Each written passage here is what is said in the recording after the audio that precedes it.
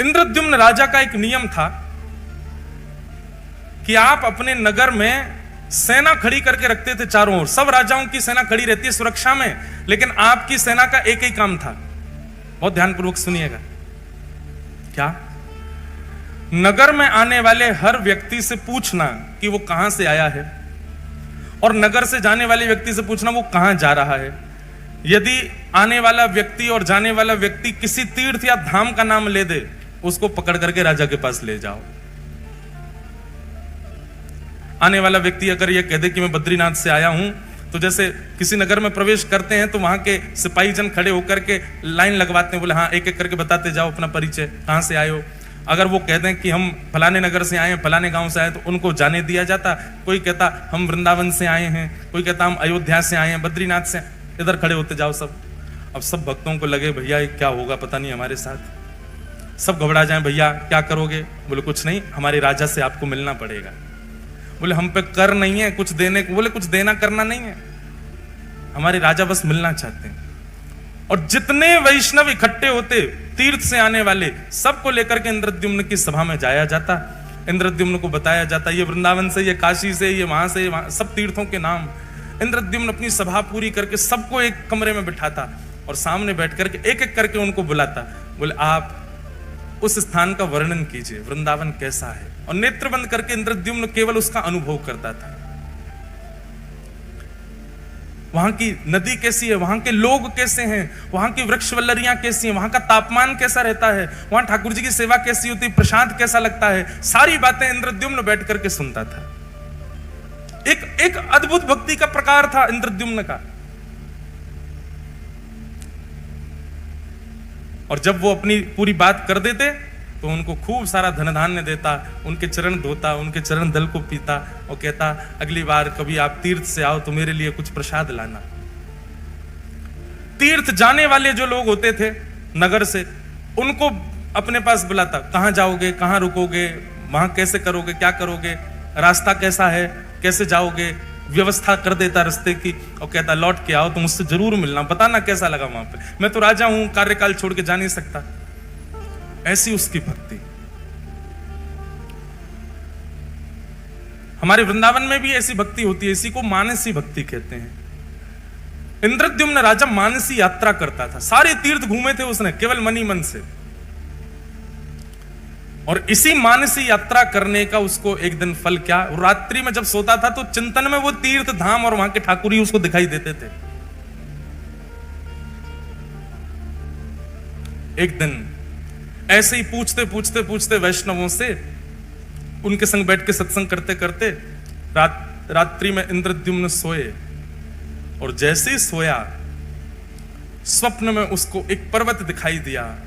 उस पर्वत में सुंदर गुफा है और उस गुफा के भीतर त्रिभंग लली श्याम सुंदर बिल्कुल नील मणि की तरह चमक रहे हैं। अद्भुत उनकी छटा, ऐसा अद्भुत दर्शन करने लगा। उनका दर्शन करके नेत्र आनंदित हो गए। उनकी सुंदर चरण की, उनके सुंदर अंग की सुगंधी इंद्रद्युम्न को आने लगी। उनकी वो एक क्षण की झलक इतनी सुंदर, इतनी मनमोहक थी। छटपटा करके नेत्र खुले इंद्रद्युम्न के, जलपान करने लगा, अपनी छाती को मसलने लगा। ये मैंने कैसा दृश्य देखा, ये कौन थे, ये कहां के ठाकुर जी। मैंने इतने तीर्थयात्रियों से पूछा पर ऐसा स्वरूप तो किसी ने मुझे वर्णन नहीं किया। अत्यंत व्याकुल हो गया इंद्रद्युम्न। अब तो जो भी तीर्थयात्री आए उनके तीर्थ की चर्चा ना सुन के अपना हृदय का भाव बताता। ऐसी आंख है, ऐसी कमर है, ऐसा मुख है, ऐसे चरण हैं, आपने इनके बारे में सुना, ये कौन है, पर्वत पर रहते हैं। वैष्णव जन कहे नहीं हमने तो नहीं देखा। अत्यंत व्याकुल हो गया इंद्रद्युम्न। संतों की खूब सेवा करता, बस मन में यही चिंतन था बस इनका पता मुझे लग जाए ये कौन है जो मुझे स्वप्न में दिखे। बंधुओं एक बात बताएं, ये इंद्रद्युम्न के साथ हुआ ये तो हमने पढ़ा है, पर प्रत्यक्ष मैंने कई लोगों को सुना भी है। हमारे गिरधर लाल जी के एक आध वैष्णवों के तो मुझे याद है, उन्होंने कभी लाल जी को देखा नहीं, पर उनके स्वप्न में ठाकुर जी जाके उनको दर्शन देके आ चुके हैं। हमारे वृंदावन राधा रमन लाल जी, कोई व्यक्ति वृंदावन नहीं आया पर उसको स्वप्न में जाकर के पहले ही उसके दर्शन देके आ चुके हैं। ऐसे ठाकुर जी ने दर्शन दिया इंद्रद्युम्न को। एक दिन रात्रि में सोया, अत्यंत विकल व्याकुल रोज चिंतन करता ठाकुर जी का। तभी उसके स्वप्न में पुनः वह ठाकुर जी प्रकट हुए और प्रकट होकर के उन्होंने अपना नाम बताया। हे इंद्रद्युम्न, मैं नील माधव हूं, मैं तुम्हारी भक्ति से बहुत प्रसन्न हूं और तुम पर अनुग्रह करना चाहता हूं। नीलाचल पर्वत पर मेरा निवास है, कुछ आदिवासियों से ही मैं अपनी सेवा कराता हूं, इससे ज्यादा संकेत मैं नहीं दे सकता, तुम स्वयं खोज करके मेरे इस अनुग्रह को स्वीकार करो। इंद्रद्युम्न अत्यंत प्रसन्न हो गया, थोड़े थोड़े संकेत उसको मिल गए थे। इंद्रद्युम्न ने अपने भाई, जिनका नाम था विद्यापति, बहुत ध्यानपूर्वक सुनो, विद्यापति को कहा कि लीलाचल पर्वत है, वहां पर आदिवासी सेवा करते हैं, नीलमाधव भगवान वहां पर विराज रहे हैं, तुम जाकर के उनकी सुध लेकर के आओ, वो ठाकुर जी मुझ पर कृपा करना चाहते हैं। तब विद्यापति नीलाचल पर्वत के पास गए और वहां जाकर के उन्होंने देखा तो सब कोल भील हैं, सब वन के लोग हैं, आदिवासी हैं, और वो सब वहां पर रहते हैं, रह करके कैसे सेवा करते हैं, क्या करते हैं, वो सब का थोड़ा थोड़ा अनुभव करने लगा। तभी एक दिन एक कन्या पर उसकी दृष्टि गई, अत्यंत भोली सीधी कन्या, उसका नाम था ललिता। उन्हीं आदिवासियों के सरदार की वो बेटी थी।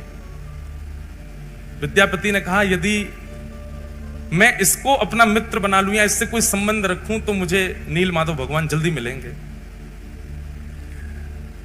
एक दिन वंचर जीवों के बीच में जबरदस्ती स्वयं को उसने डाल दिया। वंचर जीव उसको कहीं से खा गए, कहीं से काट गए, कहीं पर अपने नाखून मार गए और पूरे रक्त में रंगित अपने तन को लेकर के वन में पड़ा पड़ा विद्यापति रो रहा था।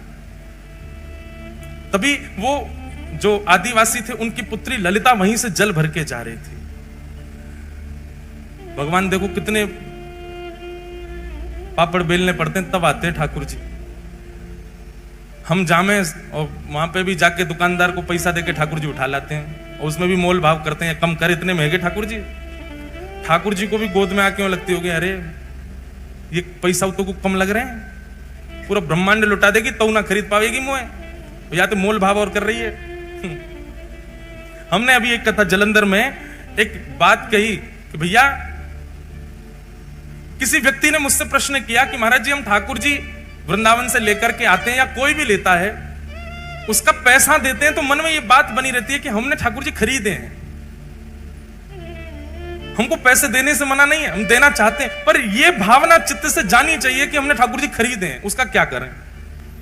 हमारे मन में जो आया वो बताया मैंने कि सुनो, आप उसको ये मत समझो कि आप धन देकर के खरीद के लाए हो। आप ये सोचो, ये ठाकुर जी जादना पधारे, जादना रूप बनो, वही दना इनने मुकु चुन लियो। अब ये प्रतीक्षा कर रहे, हिसार की वो माता जी कब आएंगी या हिसार के वो भैया कब आएंगे, उनके संग में जाऊंगा। अब आप गए 1 साल 2 साल बाद, ठाकुर जी के बनने के बाद, ठाकुर जी के प्रकट होने के बाद, तो 2 साल तक ठाकुर जी जिसके घर पर रहे, उसके यहां से जब अपने ठाकुर जी ले जा रहे हो तो 2 साल वाने आपके ठाकुर जी की रक्षा करी, ठाकुर जी को विराजमान कियो, ठाकुर जी को श्रृंगार दियो, या भाव से वाकू बधाई दे करके आओ कि भैया हम तुमको बधाई दे रहे हैं, तुमने हमारे हृदय के ठाकुर जी अपने पास रखे। और सुनो, वो जितनो बतावे वहां में कछु बढ़ा के दे के आओ, बधाई दे के आओ। और जब जब वृंदावन जाओ, हम अपने लाल जी, जिन्होंने हमको लाल जी प्रदान किए, वैष्णव हैं नाथ द्वार के, ठाकुर जी का स्वरूप ही बनाते हैं वो, उनको हमने मामा जी का संबंध बना रखा उनसे। जब भी जाएंगे नाथ द्वारा उनके यहाँ जरूर जाएंगे, उनको कुछ कुछ भेंट दे के आएंगे, कुछ करके आएंगे, बधाई दे के आएंगे। अभी नाथ द्वारा में उत्सव है तो उनको भी बुलाएंगे, सम्मान करेंगे, भैया हमारे लाल जी के मामा जी हैं, इतने साल तक 5 साल लाल जी उनके पास रहे, 5 साल तक प्रतीक्षा करी उनने, 5 साल बाद पधारे ठाकुर जी। हमारी प्रथम कथा जो द्वारिका में हुई, उस कथा के प्रथम दिन से श्री ठाकुर जी का प्राकट्य होना प्रारंभ हुआ था और 8वें दिन, जिस दिन कथा विश्राम हुई, 8 दिन में ठाकुर जी का स्वरूप प्रकट हो गया था। उन्होंने तब से सोच लिया तो जिनकी कथा सुन के ये बने हैं, ये उन्हीं के पास ही जाएंगे। 5 साल ठाकुर जी ने प्रतीक्षा की, उसके बाद ठाकुर जी पधारे लाल जी, उनको बधाई देते हैं जब भी जाते हैं। ठाकुर जी ऐसे ही नहीं आते भैया, बहुत श्रम करना पड़े, परिश्रम करना पड़े। तो विद्यापति ने अपने आप को जबरदस्ती जानवरों से कटवाया और उस मार्ग पर गिर गया जहां से ललिता रोज जल भर के लाती थी। उसने जब देखा कि ये घायल पड़ा है, तुरंत उसको उठा करके अपने घर ले गए। सब लोग इधर देखो, बहुत ध्यान से कथा सुनो। श्री जगन्नाथ प्रभु कैसे पधारे, कैसे प्रकट भये, उसकी पूरी लीला है। विद्यापति को लेकर के घर गई, पिताजी से जाके कहा, पिताजी ये घायल व्यक्ति है, मैं इसको ले आई हूं, आप इसकी चिकित्सा करो। ललिता के पिताजी का नाम था विश्व वसु। आज भी श्री जगन्नाथ जी की रथ यात्रा में विशेष सेवा उसी वंश की है। उसने चिकित्सा आदि की, चिकित्सा करके विद्यापति को घर पे ही रखा। बोले जब तक ठीक नहीं हो जाए तब तक उसको घर पे ही रखो। दोनों पिता और पुत्री मिलकर के उसकी खूब सेवा करते। धीरे धीरे विद्यापति ठीक होने लगा। उसकी तो पूर्व से साजिश थी, अब इसको साजिश कहना थोड़ा अटपटा लगता है, पर उसकी पूर्व से योजना थी कि मुझे नील माधव भगवान चाहिए, उसके लिए चाहे जो करना पड़े। धीरे धीरे ठीक हुआ, ठीक होकर के अब वो उसी घर में ही रहने लगा। विश्व वसु के साथ में उनका जो काम था, खेती बाड़ी आदि, वो कराने लगा।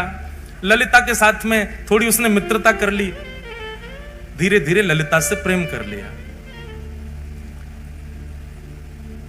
क्योंकि नील माधव भगवान की सेवा बहुत गुप्त रूप से होती थी। किसी को पता नहीं होता था कौन करता है, कैसे करता है, कहां है ठाकुर जी। उसके लिए ये सब करना बहुत जरूरी था उसको। विद्यापति ने धीरे धीरे धीरे उन समस्त कोल भीलों से, उन समस्त आदिवासियों में अपना स्थान बना लिया। आप तो सब उसको अपने परिवार जैसा समझने लगे। और एक दिन ललिता ने अपने पिताजी से कहा, मुझे बहुत प्रिय है, आप मेरा इसी से ब्याह करा दो। विद्यापति से पूछा, तुम ब्याह करोगे हमारी पुत्री से? बोले कि मेरा तो परिवार ही नहीं है, मैं तो आपका हूं, आप करा दो ब्याह।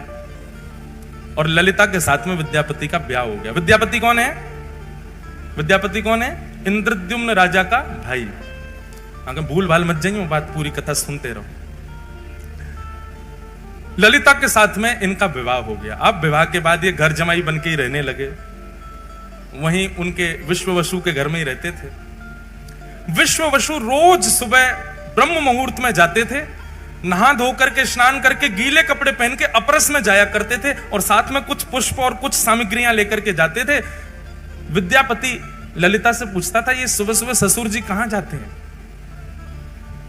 बोले ये पूछो मत, और आज के बाद पूछना भी मत, हमें भी नहीं पता इसके बारे में। ये गोपनीय रहस्य है, बचपन से हम ऐसे देखते आए, हम भी कभी नहीं पूछते, करने दो, पिताजी करते हैं, और तुमको क्या करना। विद्यापति समझ गया। बोले ये नील माधव भगवान के पास ही जाते हैं, ये उन्हीं की सेवा करते हैं, इसीलिए किसी को नहीं बताते। धीरे धीरे देखने लगा, रात्रि में चंदन घिसा जाता है, पुष्प तोड़ करके लाए जाते हैं, गीले कपड़े में बांध के रखे जाते हैं, सुबह गीले कपड़ों में जाया जाता है और अंधेरे में जाते हैं, सूर्य उदय से पहले आ जाते हैं। तो अद्भुत है। एक दिन रात्रि में अपने ससुर जी के पास ही बैठ गए। अब तो प्रेम भाव बहुत ज्यादा ही हो गया था, पुत्र की भांति विद्यापति हो गया था।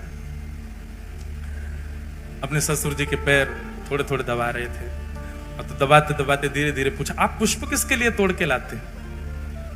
ये रोज रात्रि में आप चंदन किसके लिए घिसते हैं? पिताजी आप सुबह ब्रह्म मुहूर्त में कहां जाते हैं? पुत्र मोह में आकर के, और पुत्र मोह से भी ज्यादा होता है जमाई मोह। जमाई तो पुत्र से भी ज्यादा प्रिय लगता है। तो धीमे से प्रसन्न होकर के, देखो अब तो तुम हमारे घर के सदस्य हो, किसी को बताना मत, और तुम तो हमारे प्रिय हो, मुझे तुम पे बहुत भरोसा है, मेरी पुत्री तुमने स्वीकार की, किसी से कहना नहीं। नीलाचल पर्वत है, और लीलाचल पर्वत पर नील माधव भगवान विराजते हैं। वे प्रत्यक्ष ठाकुर जी हैं।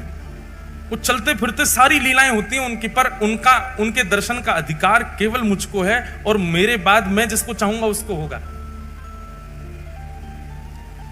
विद्यापति ने कहा, तो आपके तो कोई पुत्र है नहीं, तो दर्शन आपके बाद किसको होगा फिर? आप क्यों ना ये सेवा मुझे भी दे दो।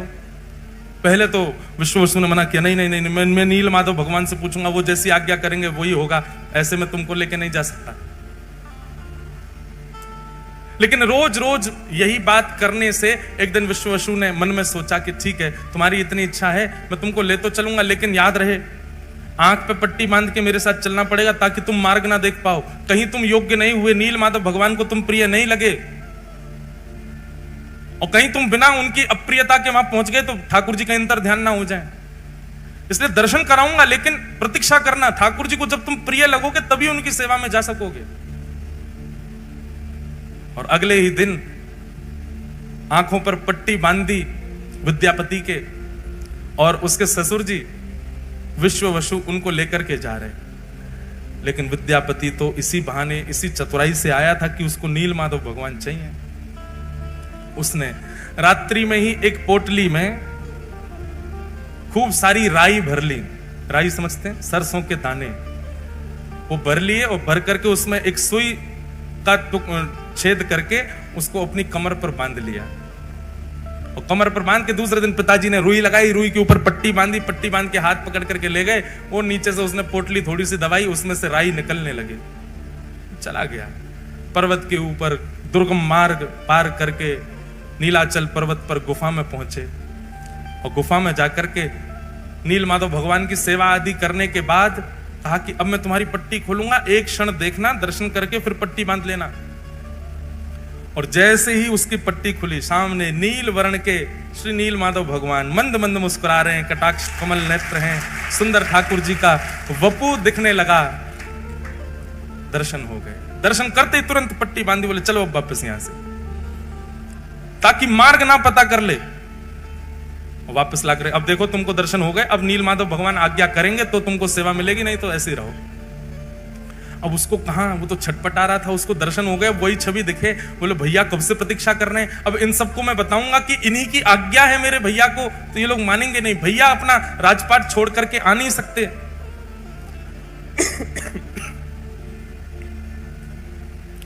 विद्यापति ने कुछ दिन प्रतीक्षा की। कुछ दिन प्रतीक्षा के बाद एक दिन सुबह सुबह उठ करके उसने मन में विचार किया कि अब सरसों पौधे बन गए होंगे, और उसी मार्ग के पीछे पीछे जाके मैं देखूं कैसे है नील माधव। सुबह उठ करके जैसे ही तैयार हुआ, पत्नी उठ गई। पत्नी ललिता पूछने लगी कहां जा रहे हो? बोले देवी पुष्प लेने जा रहा हूं, ठाकुर जी की सेवा करूंगा, तुम्हारे लिए गजरा बनाऊंगा। ऐसा कहकर के चला गया। ललिता बोली आज तक तो कभी लाए नहीं गजरा, आज तक तो कभी सेवा के लिए पुष्प लाए नहीं, आज अचानक। अब वो तो सरसों के पौधे देखते देखते देखते मार्ग उसने पता कर लिया, तो उसी के पीछे पीछे ललिता उसके पीछे पीछे चल दी, और वो छुप छुप करके देखती हुई जा रही है, जा कहां रहा है। तभी वो नीलाचल पर्वत के ऊपर चढ़ने लगा, पीछे पीछे ललिता भी चली गई। जैसे ही गुफा में पहुंचे, नील माधव भगवान खड़े हैं सामने।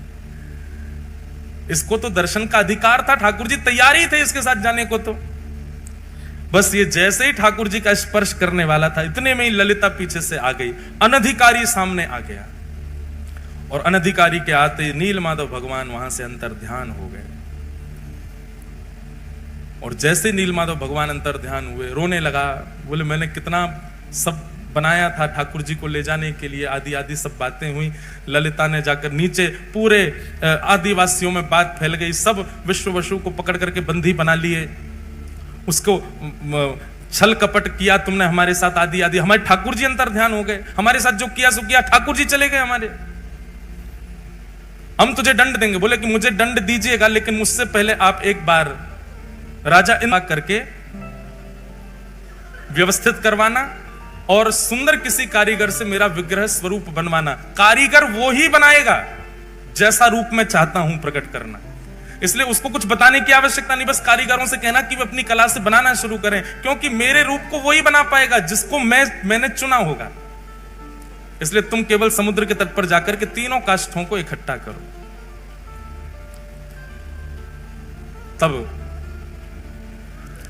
जो तिथि समय भगवान ने बताया था, उसी तिथि समय पर गए, जाकर के देखा तो 3 काष्ठ बहते हुए, 3 दारू मतलब लकड़ी बहती हुई समुद्र में से आई, और उन तीनों को इंद्रद्युम्न राजा ने अपने पूरी सेना से उठवाने का प्रयास किया, पर कोई हिला नहीं पाया।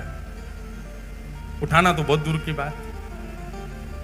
तब नील माधव भगवान की जिन्होंने अनन्य सेवा, अनंत सेवा की, विश्ववसु को ही पुनः बुलाया गया, और उन्होंने आकर के चंद लोगों ने उठाया तो वो दारू ब्रह्म अपने आप उठ गए और ले जाकर के उनको गुंडीचा की रानी के महल में रखवाया। इंद्रद्युम्न राजा ने दुनिया के श्रेष्ठ से श्रेष्ठ कारीगरों को बुलाया। ये लकड़ियां हैं 3 और आपको इनसे स्वरूप, कैसा स्वरूप बना, बोलो जैसा तुम्हारा मन करे वैसा बनाओ। वर्णन आता है कि महाराज बड़े से बड़े कारीगर आ गए, छेनी हथौड़ा रख करके स्वरूप निर्माण करना चाहें, पर वो छेनी हथौड़ा चलावे तो जैसे मानो ऐसा लगे लोहे पर चला रहे हो, चिंगारियां निकलती हैं पर एक एक रत्ती भर भी उसमें छिद्र नहीं हो पाता। बड़े बड़े कारीगर अपने छेनी हथौड़ा टूटे हुए राजा इंद्रद्युम्न के सामने रख देते, क्षमा करो भगवान हम नहीं बना पा रहे। फिर कोई बंगाल से आता, बोले हम करके दिखाएंगे, वो भी नहीं बना पाते। फिर कोई कहीं से आता, वो भी नहीं बना पाते। तो भगवान ने आज्ञा की, त्रिलोकी के सबसे बड़े चित्रकारी में, कार्य कलाकारी में माहिर श्री विश्वकर्मा जी को बोले आप जाओ और जाकर के मेरा वही रूप प्रकट करो जो नारद जी के चित्त में विराज रहा है। तब विश्वकर्मा जी एक वृद्ध कारीगर, एक मूर्तिकार के रूप में आए, दीनहीन से बिल्कुल पीछे खड़े थे सबसे। इंद्रद्युम्न राजा कारीगरों से कह रहा था, बोले मैं धन देने में कोई कमी नहीं छोड़ रहा, आप क्यों नहीं बना पा रहे? बोले क्या करें, हमारी छेनी हथौड़े ही टूट जाते हैं। तब सबसे पीछे खड़े वयोवृद्ध उस कारीगर ने कहा, महाराज मुझे सेवा दें। इंद्रद्युम्न ने उपहास कर दिया, बोले इतने बड़े बड़े नहीं कर पा रहे आप वयोवृद्ध, आपकी लकड़ियां बाट देख रही हैं शमशान घाट में, आप बनाओगे? तब आपकी पत्नी गुंडीचा के हृदय में भाव आया, बोले वो कह रहे हैं एक बार सबने प्रयास किया तो उनको भी करने दो, ठीक है आप भी प्रयास करके देखिए। तब उस कारीगर ने कहा, देखिए प्रयास तो करूंगा लेकिन मेरी कुछ शर्तें हैं। बोले क्या शर्तें हैं? बोले पहली बात, मैं जब ठाकुर जी का स्वरूप बनाऊं उस समय कोई आएगा नहीं। 21 दिनों तक मैं और काष्ठ एकांत में रहेंगे। राजा मैंने तुमको देखा, तुम हर 5 मिनट में जा जाके देखते हो कुछ हुआ कि नहीं हुआ, कुछ हुआ, ऐसा नहीं। 21 दिन तक तुम आओगे भी नहीं उस स्थान पर जहां ठाकुर जी का विग्रह बन रहा होगा। राजा बोला हमको कैसे पता चलेगा कि आप बना रहे हो? बोले बाहर खड़े खड़े छेनी हथौड़ा और जो भी प्रयोग हो रहे होंगे सामग्री, उनकी ध्वनि से तुमको पता चल जाएगा कि स्वरूप बन रहा है ठाकुर जी का। 21 दिन तक कोई नहीं आएगा, ये मेरी शर्त है। राजा ने बात मान ली और यहां विश्वकर्मा जी ने बनाना प्रारंभ किया ठाकुर जी को। बनाते बनाते बनाते बनाते 15 दिन बीते और 15 दिन तक रोज आवाज आती थी भीतर से, कुछ ना कुछ क्रिया चल रही है। 15 दिन तक इतना उतावला इंद्रद्युम्न दिन रात कान लगा के सुनता ही रहता था, हाँ ठाकुर जी बन रहे हैं, मेरे ठाकुर जी बन रहे हैं। अगर नहीं बन रहे होते तो पहले दिन ही आ जाते, छेनी हथौड़ा लेके नहीं बन रहा, इतने सारे कारीगर सब निरस्त हो गए, इनसे बन रहे हैं इसीलिए तो अभी तक चल रहा है काम भीतर। 15 दिन तक अत्यंत आनंदित इंद्रद्युम्न तो उत्सव की व्यवस्था करने लगा, बोले मेरे ठाकुर जी प्रकट होने वाले। 15 दिन व्यतीत हुए, 15 दिन बाद ही महाराज भीतर से आवाज आनी बंद हो गई। आवाज आनी जैसे ही बंद हुई, पूरा दिन सुनता रहा, आवाज नहीं आई। थोड़ी और प्रतीक्षा करी, आवाज नहीं आई। उसके चित्त में शंका उत्पन्न हुई कि बहुत वयोवृद्ध हैं, कहीं ऐसा तो नहीं बनाते बनाते पधार गए हूं भीतर ही, मैं ठाकुर जी अधूरे रह जाएं। सबने कहा, बोले उनकी शर्त है, मना किया उन्होंने। बोले तो कब तक नहीं खोलूं मैं ठाकुर जी बनी नहीं रहे, एक दिन पूरा प्रतीक्षा कर ली मैंने। अरे भाई ठाकुर जी कहीं अधूरे रह गए हो, वो पधार गए हो भीतर, फिर क्या होगा? अरे कोई और कारीगर आके आगे कार्य कर लेगा।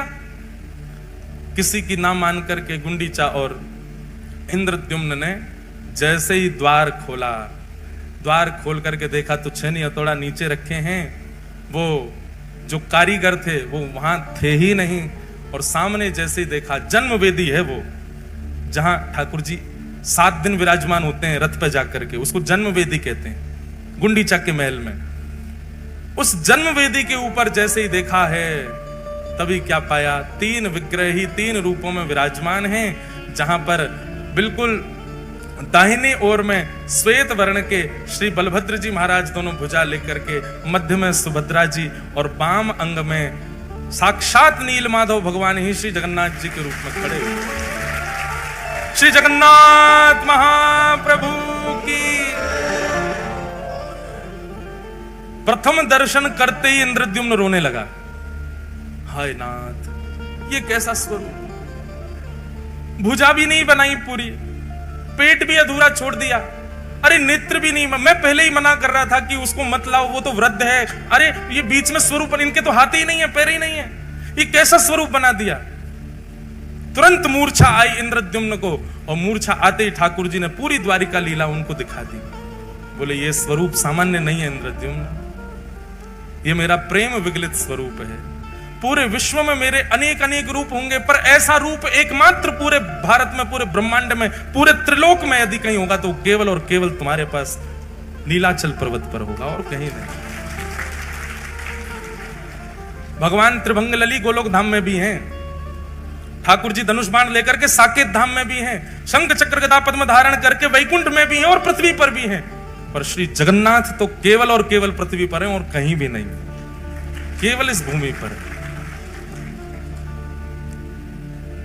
महाप्रभु जी ने आज्ञा की, ये मेरा स्वरूप है और ये स्वरूप मेरा प्रेम के कारण प्रकट हुआ है। इंद्रद्युम्न, अब तुम मेरा मंदिर निर्माण करा करके मेरे स्वरूप को विराजमान कराओ और विराजमान करके मेरी सेवा प्रारंभ करो, ये मेरा ही स्वरूप है। तब इंद्रद्युम्न के हृदय में जो दोष उत्पन्न हो रहा था, जो भाव उत्पन्न हो रहा था, ये कैसा स्वरूप, वो भाव, वो दोष, वो दूर हो गया। पूरे जगन्नाथपुरी में, पूरे लीलाचल पर्वत पर महाराज श्री क्षेत्र में उत्सव मनने लगा। इंद्रद्युम्न ने भव्य मंदिर का निर्माण कराया और भव्य मंदिर में जाकर के महाप्रभु श्री जगन्नाथ विराजमान हुए। बोलो जगन्नाथ भगवान की जय।